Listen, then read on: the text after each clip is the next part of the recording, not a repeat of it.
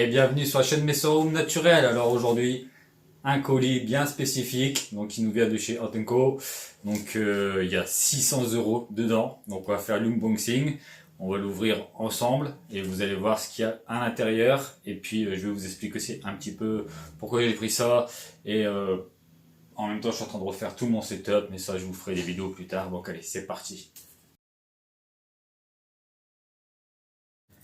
Allez, c'est parti les amis, on va ouvrir et on va aller voir si tout s'est bien passé d'ailleurs. Et n'oubliez pas pendant ces chaleurs-là, vu les chaleurs qu'il fait ici, prenez du 24 heures parce que franchement, les chaleurs, c'est vraiment quelque chose qui peut tuer vos fourmis. Donc, privilégiez le 24 heures. Si vous devez acheter des fourmis, c'est pas le temps meilleur, même à la limite. Soyez pas comme moi, vous attendez une petite semaine, vous mettez de côté et vous dites aux professionnels d'envoyer, ou vous achetez vos fourmis, vous les envoyez quand il fait un peu moins chaud. Sur ce coup là, c'est pas un exemple de prendre quand il fait aussi chaud, mais bon là c'est 24 heures, donc c'est livré assez rapidement. Et puis on va se régaler, voir ce qu'il y a à l'intérieur. Vous allez voir si tout s'est bien passé, je serai bien content. Comme j'ai un bon taux de réussite sur ce genre d'espèce, et puis je pense que ça fera des heureux sur la chaîne. Donc, ça a l'air de bien se passer. Alors pour ce que je vois, après je ne vois pas tout. Donc petit colis, mais voilà, là il y a vraiment des espèces juste magnifiques. Donc on va essayer de le faire tranquillement sans violenter. Alors, faites attention au cutter, c'est toujours quelque chose qui est dangereux.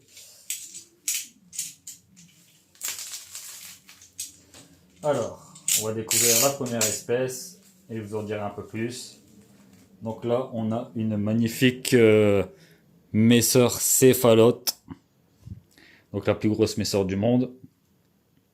Donc là, on va pas faire trop longtemps sur elle parce que je ne tiens pas vu le trajet qu'elles ont fait. Donc là on a, donc ça s'est bien passé aussi. Bon, elles ont chaud, hein. Donc c'est pour ça que je vous dis, ne prenez pas des espèces actuellement, il fait vraiment très chaud. Donc on a une deuxième Messor céphalote. Donc je vous expliquerai pourquoi j'en ai pris. Pas qu'une. Là on va les mettre plutôt ici.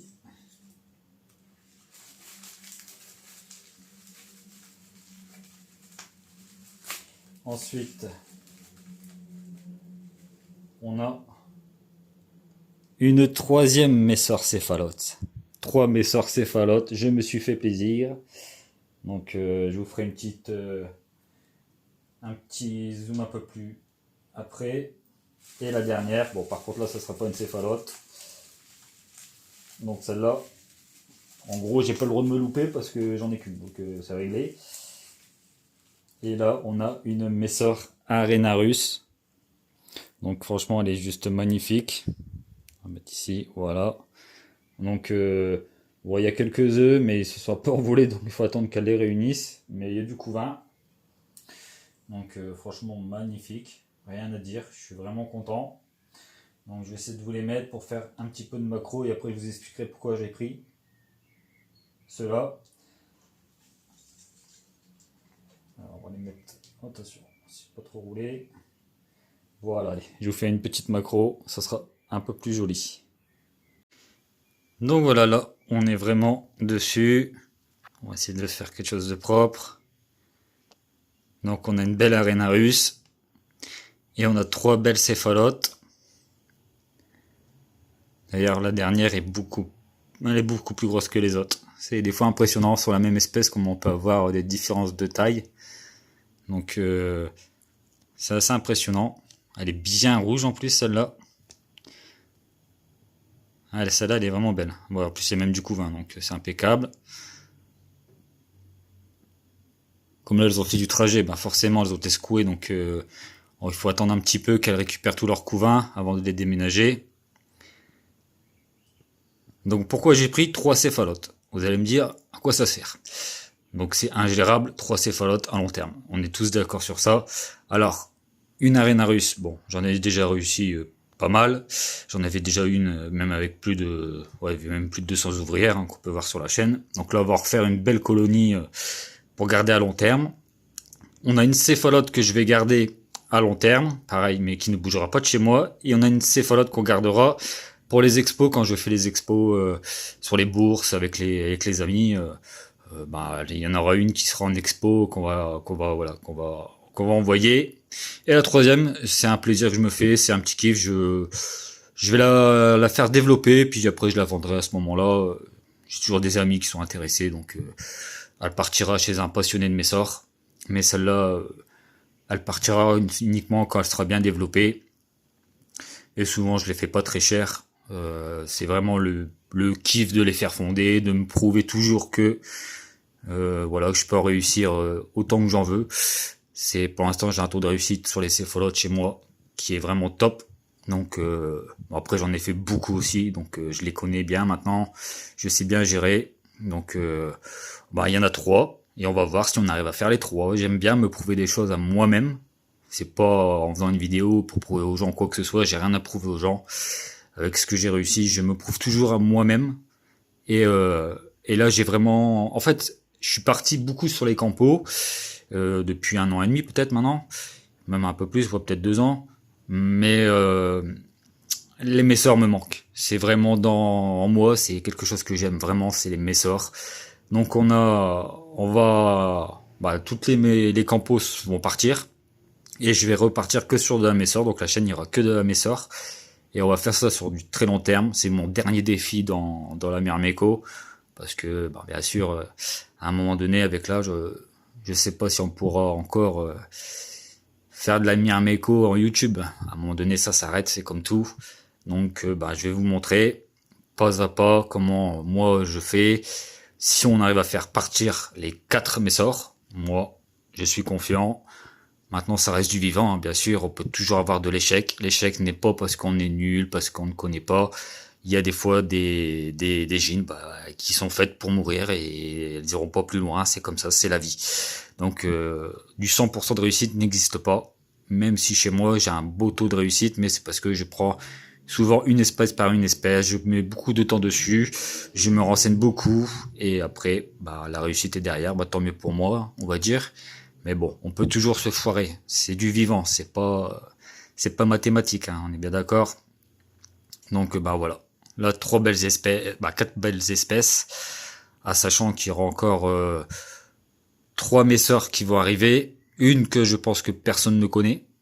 Vous allez voir, c'est vraiment même moi je la connais depuis très peu de temps. Et après vous verrez le restant sur la prochaine vidéo. Vous allez voir, on repart sur de la messeur pure. En plus j'ai mes nouveaux nids qui sont en cours, donc je vais pouvoir aussi encaisser énormément d'ouvrières sur un seul nid, parce que j'ai des nids verticales qui arrivent. Ce sont des monstres et ils vont encaisser à mort pour plus tard, parce que des céphalotes, n'oubliez jamais, ce sont des très très grosses colonies. Même Arenarus, faut pas croire, moi, celle que j'avais avec plus de 200 ouvrières, elle allait aussi vite qu'une céphalote. Donc, si vous tombez sur une bonne pondeuse, attention, ça envoie du steak, quoi. Donc voilà, j'espère que la petite vidéo vous aura plu. Et les explications, moi je vous les ai données. Pourquoi je repars sur les messors? Parce que moi j'ai toujours été messor.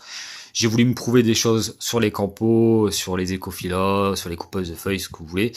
C'était des challenges personnels que je voulais me prouver à moi-même, que j'étais bon aussi hors messor, et puis apprendre, voir des comportements aussi hors messor que j'ai fait. Et puis les messors céphalotes que j'ai vendus, que j'avais, pour tout le monde qui comprenne, c'est qu'ils sont toujours là. D'ailleurs, il y en a une qui a plus de 200 ouvrières tranquilles maintenant. Et mes amis proches, même d'autres youtubeurs, ont déjà mes messors céphalotes et sont toujours en vie et se portent super bien.